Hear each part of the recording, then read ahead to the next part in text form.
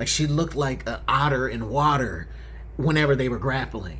What's up, UFC T breakdowns? Shit is freaking crazy, man. Like I swear I started recording just now, and like literally as soon as I hit the record button, started talking. Kids are at school, so it should be nice and quiet. My wife is in there playing videos of babies crying. Like you can't. I don't know what's going on here. We here for Dern versus Jan.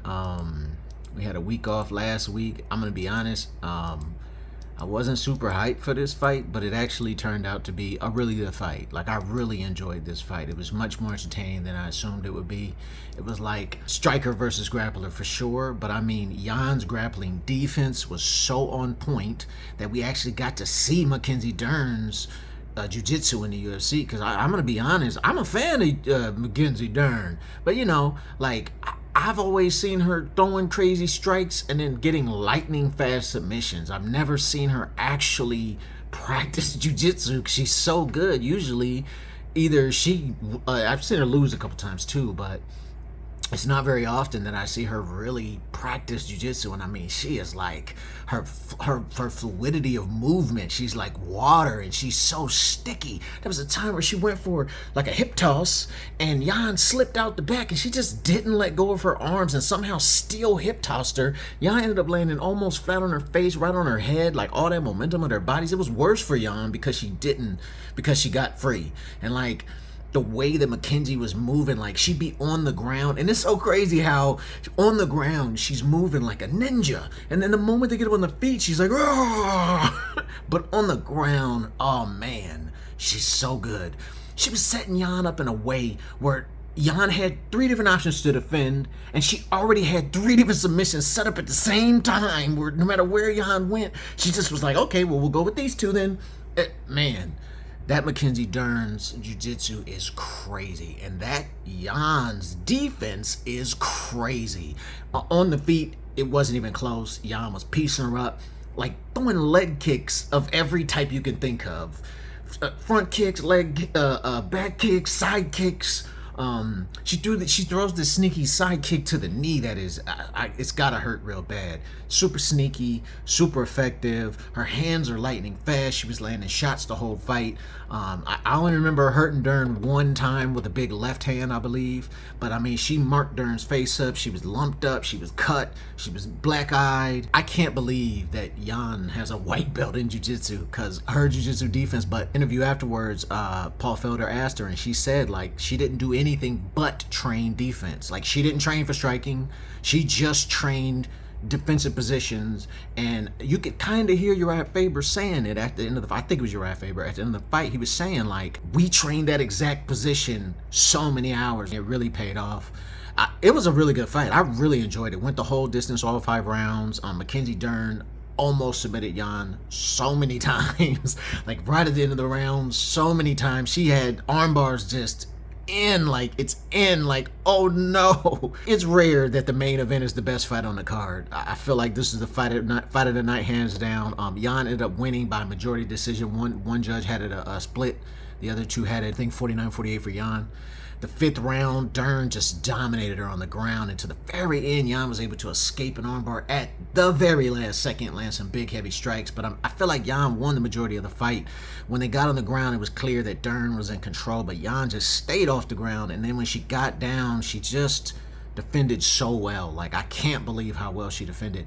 And like, I'm so impressed by Mackenzie Dern's jiu-jitsu. Like, I can't believe how good her jiu-jitsu, it's so good. I'm gonna go watch her just grapple, because it's different. Like, I've seen guys like really good, what's his name? He just lost on this card, and I'm blanking on his name. The old, like, I think he's Polish or Russian, Oleksiy Oleinik, the freaking, what's this guy's name? That's like right on the tip of my tongue. I can see his face too. Jacare Silva. Those guys though, like the way that they grapple, Paul Craig's another guy like this.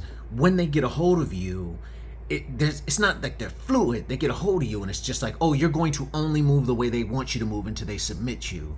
With Mackenzie Dern, it was totally different. She was just like, she looked like an otter in water whenever they were grappling.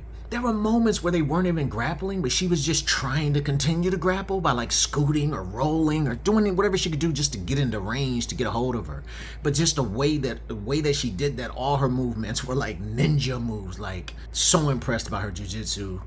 I've never really seen her practice jiu-jitsu before. I've seen her submit people, but it's usually so fast, there's not much to evaluate. But this was like different because Jan's defense was so good, and she was able to just survive long enough to get back on the feet and piece Dern up every time they got on the feet. Pieced her up every time. But man, Mackenzie Dern's grappling is crazy. It's crazy. Hats off to Jan. She was so cute in her victory. She was like, yeah, woo, woo. Earlier in the fight, you had Brandy Brown versus Francisco Trinaldo. Dude's like 44. He's the only person left in the UFC as a fighter from his first UFC event. Yeah, that Randy Brown is so slick. Like, he is slick. Like, as long as you don't got, I don't know. He looked good on the ground too. Like, he was slick in his jiu-jitsu. He was setting up stuff and really clever with the way he was moving. But on the feet, man, he was setting up stuff, throwing kicks the same way he was throwing punches. Like, he's good, man, that Randy Brown. Randy Brown ended up winning that by unanimous decision. He did have a really bad fence grab, but other than that, he looked really good. Yusuf Sadiq came out and made a statement, I believe. Crazy enough, him and his opponent, Don Shennis, they both came out to Kanye West songs, which I kind of like that. Sadiq ran right out and just grappled, landed a bunch of knees, submitted him. DC was saying that there's some kind of grip that he uses, that he trains in his gym, that's a different kind of grip, and that's what makes his guillotine so good. He's won 8 out of his last 9 fights, I think. Yusuf Sadiq, that guy's good. Just some other notes. This stuff doesn't really matter, but you know, like there was a dude in the prelims that was planking on his opponent's back while rear naked choking him. Planking, body fully extended. There was a dude named Silva, and his style was weird. It was all sideways, but he was only throwing right hands and right kicks. Won. Knocked the other dude out. Or did he get a submission? I don't know. He won, though. There was another dude named Silva. This guy's so tough. He got head kicked. He was rocked, and he just let the other guy punch him in his face till he got his like composure back and then won the fight. This shit crazy. There's a dude whose nickname is Slavic Claus. Slavic Claus. Yeah, so they had these Mackenzie Dern promos before their fight, and like that's fine. But some of the promos were like her like spending time with her daughter, and it just was like it seemed so unnatural. And I'm not saying it seemed unnatural her and her daughter. I'm saying what they had them doing seemed so unnatural. Even the commentary was just like it seemed almost as if they were like, we're gonna have you walk through the city, and then you'll stop at a fountain and play in the fountain.